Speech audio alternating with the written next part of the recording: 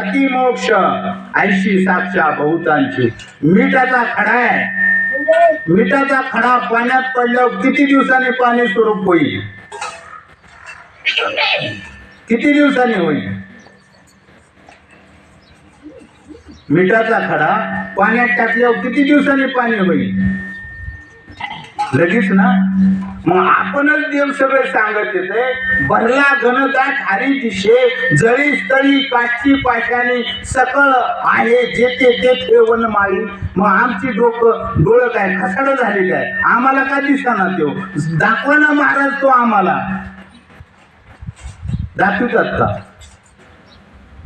आणि प्रमाण काय घेतात? भरला घनदाट हरी दिशे, म्हणजे हरी सोडून ह्या जगात दुसरी वस्तू नाही. हा अनुभव माऊलीचा आहे. हा कुणाचा अनुभव आहे?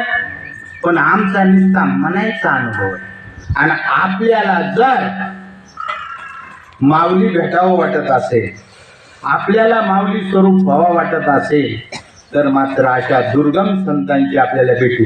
आणि संत म्हणजे माणूस बिलकुल नाही. संत म्हणजे त्या ज्ञानाला पदवी आहे. डॉक्टर, इंजिनियर, वकील ही पदवी कशाला आहे?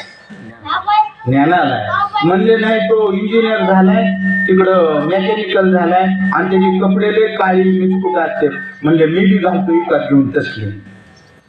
तसले तसले कपडे घालून होतं काय? आमचे भोसले साहेब बघा, काही नव्हते, पण त्यांनी एवढी क्रांती केली त्यांच्या ह्याच्यामध्ये. कारण ती जी ज्ञान आहे ते बसून बसून बाजूला बसून सगळं हस्तगत केलं.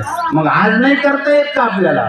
करता येते. पोट भरायचं खूप अवघड आहे, पण देव जोडायचं सगळ्यात सोपं आहे. तुका म्हणे आहे सर्वाहुनी सोपे, पण कोण लागतो तिथं? शहाणा तो धनी घेता शे. मग आपण येडे आहेत का? अरे आपण शहाणे.